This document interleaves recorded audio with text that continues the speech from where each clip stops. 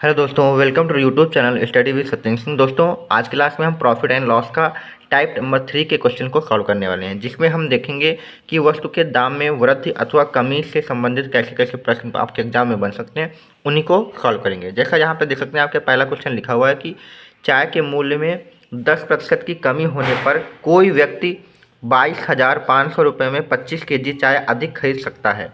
तो चाय का नया मूल्य कितना होगा प्रति किलोग्राम। तो हमें चाय का नया मूल्य निकालना। तो कभी भी आपके पास ऐसा सवाल आए जिसमें किसी भी वस्तु के मूल्य में कमी हो जाए या वृद्धि हो जाए, तो जितनी कमी हो या जितनी वृद्धि हो, आपको जो भी रुपए दिए हों उन्हीं का प्रतिशत निकाल लेना है। तो हमारे पास यहाँ पे देखिए कितने रुपए दिए हुए हैं, तो 22,500 रुपये दिए हुए हैं। जो कमी हो या जो वृद्धि हो उसी को आपको यहाँ पे पैसों से निकाल लेना है। तो 10% की हुई है तो 10% को हटाएंगे तो 100 लगाएंगे। ठीक है, जीरो से जीरो काट देंगे, यहाँ पे भी जीरो काट देंगे। तो यानी टोटल जितनी कमी होगी उसके हमारे जो रुपए बचेंगे वो 2,250 रुपये बच जाएंगे। ठीक है, जितनी कमी हुई है उस कमी से कितने रुपए बच के आ रहे हैं हमारे पास, 2,250 रुपये। अब यही रुपए हमारे पास हैं जो बचेंगे, इन्हीं से हम अतिरिक्त चीज़ खरीद सकते हैं। तो इसमें हमें कितने अतिरिक्त चीज़ खरीदना है, तो 25 केजी चाय अधिक खरीदी जा सकती है। तो जो 25 केजी चाय हम खरीदेंगे वो 10% रुपये जो कम हुए हैं उन्हीं से खरीदेंगे। तो 10% कम हुए रुपये कितने हैं, 2,250 रुपये। तो 25 केजी चाय 2,250 रुपये में ही खरीदी जाएगी। तो हम कह सकते हैं कि जो 25 केजी चाय मिली हुई है वो कितने में मिली हुई है, 2,250 रुपये में। अगर हम यहाँ से 1 केजी का निकालें, 1 केजी का भी निकालेंगे तो 2,250 के नीचे किसको लाएंगे, 25 को लेंगे, क्योंकि यहाँ से 25 हटा देंगे।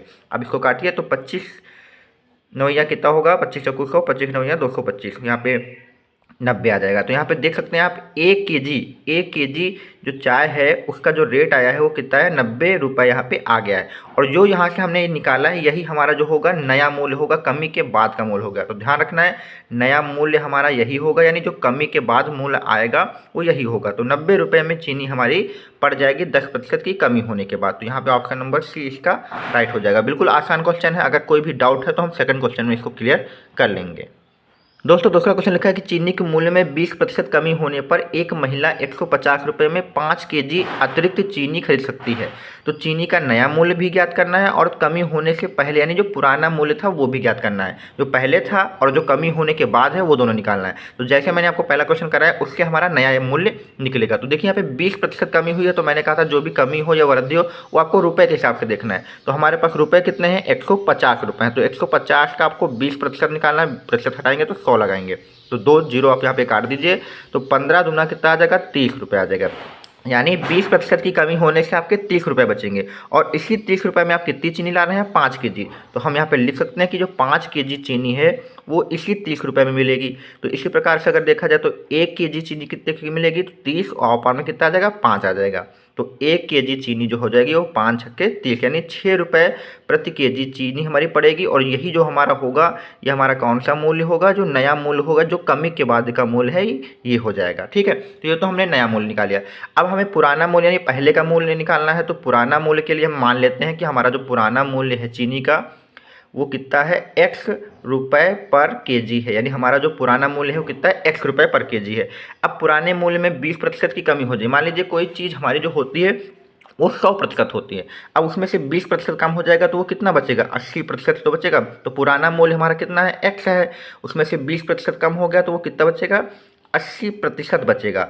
और जो बचेगा वही हमारा यहाँ पे आ जाएगा। और हमारा कितना आया है, 6 रुपये आया। तो ये हम बराबर में कितना लिख देंगे, 6 रुपये यहाँ पे हम लिख सकते हैं। ठीक है, ध्यान से सुन लीजिए, पुराना मूल्य हमारा कितना x है, अब उसमें 20% कमी कर दी तो कितना बचा, 80। और जो बचेगा वही आएगा। तो बचा हमारा कितना है, 6 रुपये बचा। यही तो हमारा बाद में 20% कमी होने के बाद जो मूल्य बचा है वो कितना बचा है, 6।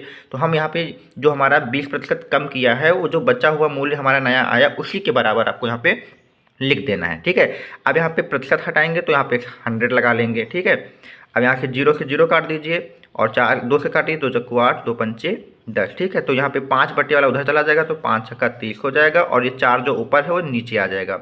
अब इसको डिवाइड करेंगे तो 7.5 रुपये पर केजी यहाँ पे आपका निकल के आ जाएगा। तो चीनी का जो पहले का मूल्य था वो कितना होगा 7.5 यानी 7.5 रुपये हो जाएगा। 20% कमी होने के बाद जो नया मूल्य आया था वो कितना हो गया 6 रुपये हो गया। तो ये इस प्रकार से आप नया मूल्य और पुराना मूल्य दोनों ज्ञात कर सकते हैं। एक क्वेश्चन को और समझते हैं ताकि इसमें जो आपका पुराना मूल्य निकालने में कोई नया कॉन्सेप्ट आया उसको और अच्छे से क्लियर हम कर सकें।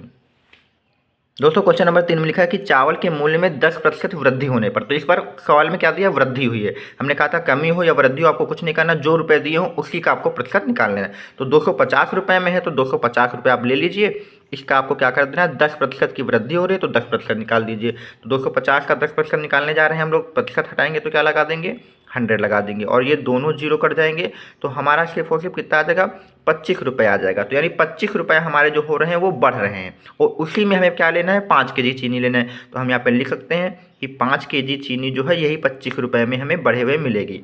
अब यहाँ से हम 1 केजी चीनी का निकालेंगे तो 25 के नीचे क्या आ जाएगा 5 आ जाएगा और बराबर में हमें मिल जाएगा 5 रुपये।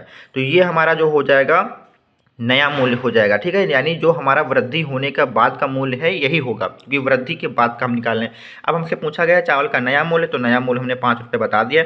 पुराना मूल्य तो हमने आपको कहा था कि पुराना मूल्य आपको निकालना है तो पहले आपको मान लेना है। तो पुराना मूल्य हमने मान लिया x है।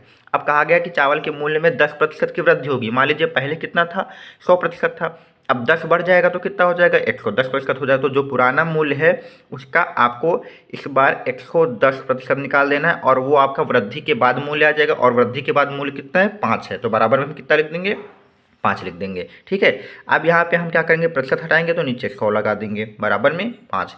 एक जीरो से एक जीरो कट जाएगा और ये बटे का 10 उधर चला जाएगा तो ये आपका हो जाएगा 10 × 50 हो जाएगा और 11 आपका नीचे आ जाएगा। तो ये आपका जो हो जाएगा आपका पुराना मूल्य आ जाएगा। अब इसको डिवाइड भी कर ले तो 11 चौक 44 आएगा, 6 बचेगा और 11 पछे 55 आएगा, ठीक है। तो इसी प्रकार से लगभग 4.5 के आसपास आएगा। आप एग्जैक्ट निकालना चाहते हैं तो पूरा देख लीजिए। 11 चौके 44 हम कर देंगे, यहाँ पे 6 बचेगा, 0 बढ़ाएंगे 10 लग जाएगा, 11 पछे 55 आ जाएगा।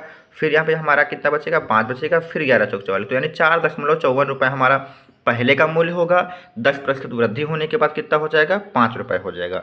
तो उम्मीद करता हूँ आपको को यहाँ पे चावल की वृद्धि या किसी भी वस्तु की वृद्धि और कमी के बाद जो नया और पुराना मूल्य निकालना होगा आप आसानी से कर सकते हैं। अगर कोई भी आपको डाउट हो तो कमेंट बॉक्स में ज़रूर बताएं।